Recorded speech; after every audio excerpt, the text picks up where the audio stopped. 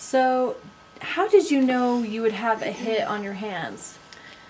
I didn't. It just happened. In 1973, a group of Latter-day Saint college students performed a play depicting events in heaven that affected life on earth. It was among the first popular films centered on Mormon beliefs that was not directly sponsored by the Church of Jesus Christ of Latter-day Saints or Brigham Young University. 20 years later, VH1 takes a look at where the actors are now to get the story behind the music. Who are these children coming down like gentle rain through darkened skies? Although Saturday's Warrior is considered a classic in the Mormon community, it is not well known in the rest of the world. The themes of Saturday's Warrior resound with many Latter-day Saints, that everyone is a literal child of God, and in remembering this, they will be better able to hold on to their morals and beliefs, as they are increasingly criticized and ridiculed, especially now, in what is called the last days, hence the title Saturday's Warrior, Saturday being the last day of the week, and this being the last days. So, what inspired the idea for the film Saturday's Warrior? My wife had a dream, and she really wrote the play. So, Lex, how did you get involved in the project? Well, I was really down on my luck, and I was holding a work for food sign on the street corner one day, and I was peddling for money, and this guy came up to me and said, "I can just see that you have musical ability in you. Would you like to write the music for a movie?" And I said, "Sure. I'm unemployed. I'll work for food. Or money, or music." It was just all improvisation. it was hard for us to find any people willing to produce the film and fund the film. It was hard for me to get behind it. My wife pitched the idea to me and I said no. She threatened divorce and I said yes. He's just a friend like those I counted dozens. A kind of selfish boy. Though the film has influenced generations of Latter-day Saints, Saturday's Warrior had a rough and slow start. Bob Williams searched for a team that could help him and his wife's dream to be realized. But despite the humble beginnings of the film, the music was a masterpiece just waiting to be written by a visionary.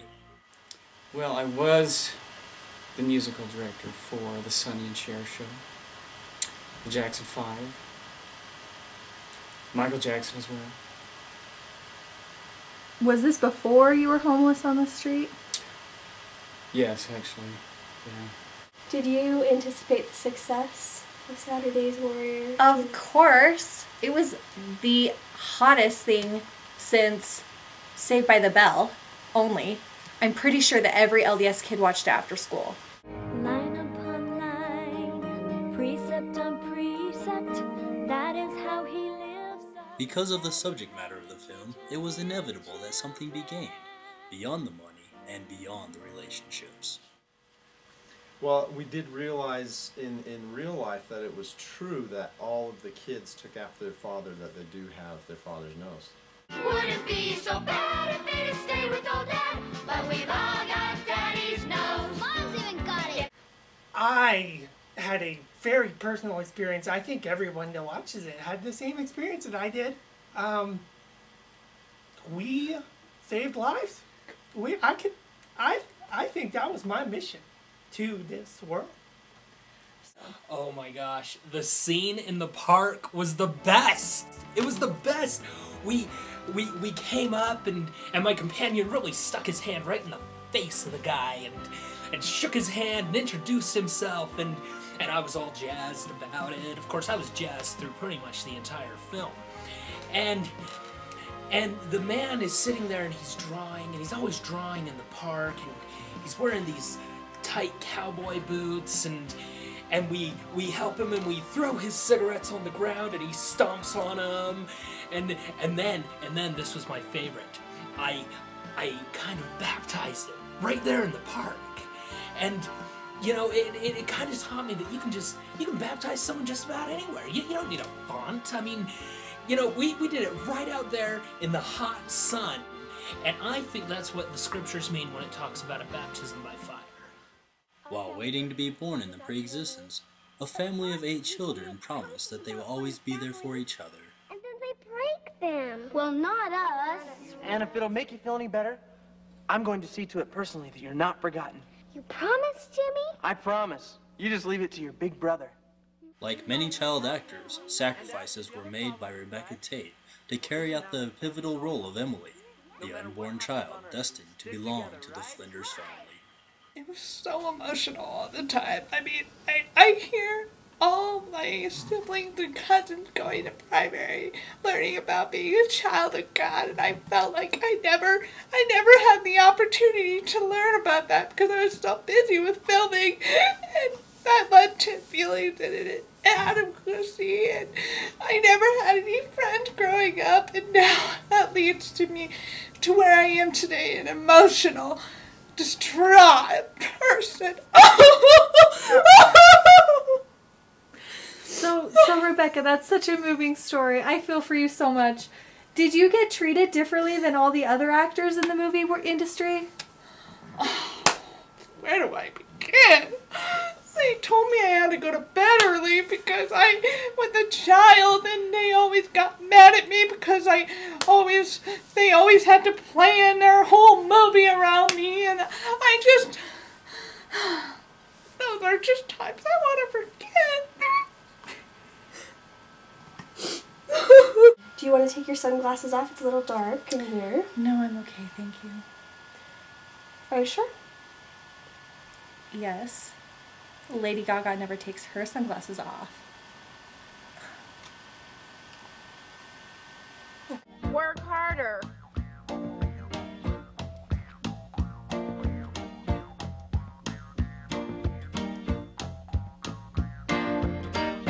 He's just a friend like those she counts in dozens. A kind, unselfish boy who understands her pain. He's just a friend to fan the bitter winds of sorrow. And after all, a girl can always use a friend. Oh, Elder! I'm ruined! Oh, 2 months she's been engaged! 2 months! Did you relate to Julie's character at all? Not really, because Julie was like a girl who really had a hard time making the decision, and I pretty much always know what I want. It was just so hectic because I was always being followed by the paparazzi, like everywhere I went. I couldn't go to church, I couldn't go to the temple. Everywhere I went, all these boys were always following me, asking me to be their missionary. Corey ran onto set in a fit because there was paparazzi following her to the set, and we went out there and there was no one. I don't think that she ever really got the counseling she needed as a child. Courage take, for goodness sake. And when we're Life as the Flanders was grand, but things were not always as simple off camera. sister and brother, pulling together, we can work it out. So was there a day on set that was really like stressful? Every day, Corey was like my personal hell personified. Well, we heard that you had quite the reputation on set. Can you tell us a little bit of what that was like? Well, it was really great being Julie because I was only in a few scenes, so it was nice to be able to relax in my trailer during the rest of the time and just work occasionally. So you're saying that had to do with your reputation? And what was my reputation? Okay, moving on. Jimmy finds himself in the company of teenagers who are critical of his parents for having such a large family and advocate philosophies such as zero population growth and legalized abortion, both controversial topics in the Mormon community. Just as Jimmy is confused and faces disappointment, life on set was also less than ideal. How did it feel to dance around with your shirt off? I felt liberated. It felt really nice, actually. And if you could change one thing about the movie, what would you change? I actually tried out for Jimmy, but I tried out 10 times. They denied me every time. And I had to settle for this random friend. Who was your hardest kid in the film? The director. Yeah, the director, Yeah. that kid. Obviously. She was, Quite a handful. that's what I meant. He was quite a handful. Right. Oh, you're such a sweet man. Ugh. Bob Williams. I haven't heard that name in years. That man was so ridiculous. I could not get through to him. He would not ever do what I asked him to do, and he would never, ever make sure the trailer was cleaned or that my costumes were ready on time. He was the most disorganized and unprofessional director I've ever seen. Bob was a good guy, but real strict. And he had an excruciatingly severe case of body odor. So Bob, what was it like being on set with these actors? Let me paint a picture for you.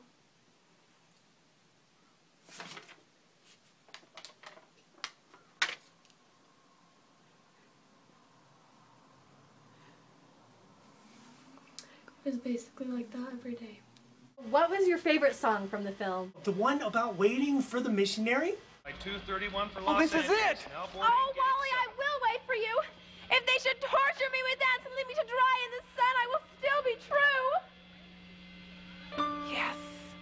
Didn't Alice wait for a wonderland like Captain Hook did for Peter Pan, like the alphabet waited for Fear and tremble, you depraved world! Elder Kessler's on his way. like a faithful girl waits for her missionary.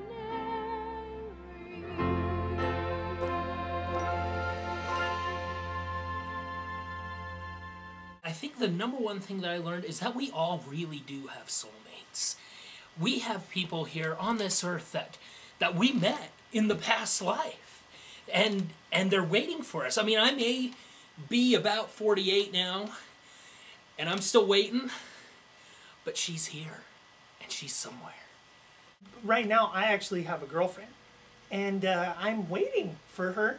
But it's good because I've been waiting for her for like 5 years, and she said her mission present keeps on extending it and extending it. I mean, I think I thought I saw her last year at like a mall, but she said that she's still on her mission, and so then when I get sad, I just watch that movie and listen to the song, and I can't wait really for her to come home. In God's eternal plan it goes. The idea that there is one love for each of God's children is one that the Mormon Church does not endorse. Julie and Todd, pictured here, promise each other that while on earth they will somehow find each other. The question is, are there soulmates? She was everything. And now she's gone. Well, she did Dear John you in the film, but I mean, you're still friends with Corey, the actress, right? No. Oh no, what happened? We were gonna get married. Wait, in Right real after life? the film, I was gonna propose. Sorry. Okay. Okay.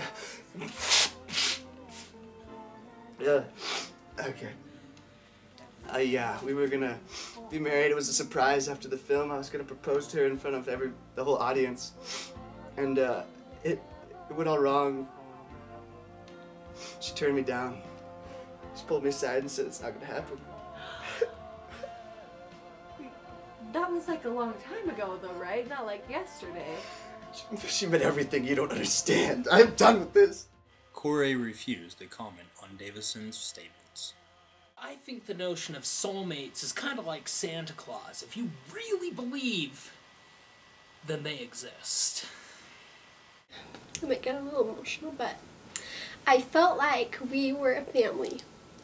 And it was a good feeling, you know, to be part of something that was teaching great values, and I just felt like I was a part of something incredible, especially because the people that I was working with were incredible.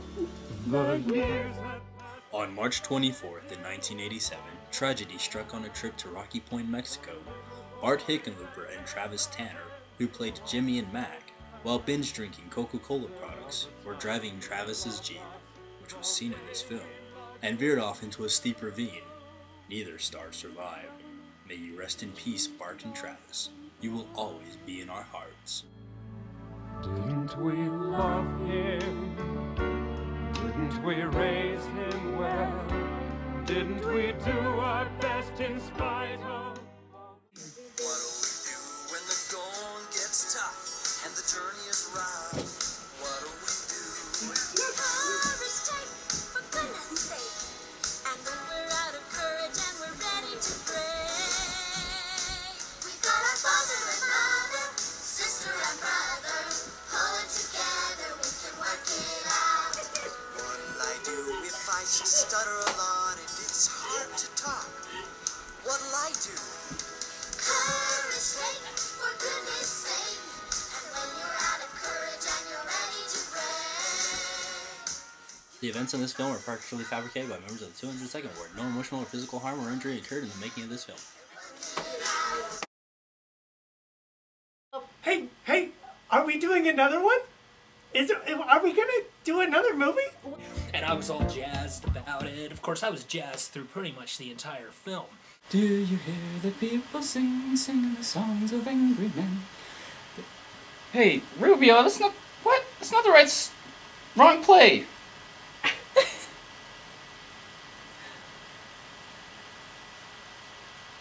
You just said the first one. That was my favorite day. Did you feel prepared for this role from your life experiences? I didn't really remember too much about it. I was pretty high on meds at the time. I just remember I wanted to punch that kid so hard in the face. But they made me do it in his arm, so we had to reshoot it a couple times. He had an excruciatingly severe case of body odor.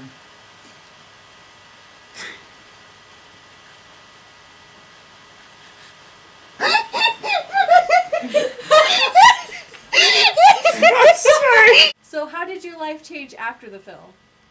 Well, actually, my... Wait, crap, no. I did it wrong. Fix my head, somebody, please! I don't know what I'm doing. It's fine. Okay, Stop touching it. Okay. What am I doing nowadays? I just had a bobsled team. I was in a Jamaican bobsled team, and I was actually part of that movie too, but they cut me out. They just blanked me out, and now I'm just in Los Angeles in a box. He did kind of have this. I can't say that with a straight face. I'm sorry, I can't say it. How do you say something like that with a straight face? I'm sorry. Okay. It could be okay if you laugh. Just I'd be like, it was awful. She was actually kind of in the movie too. She Really? What character was she? She wasn't in the movie. She was the daughter of the lady who brought us the bagels. And one time I saw her and I said, "Wow, I'll take 2 of those."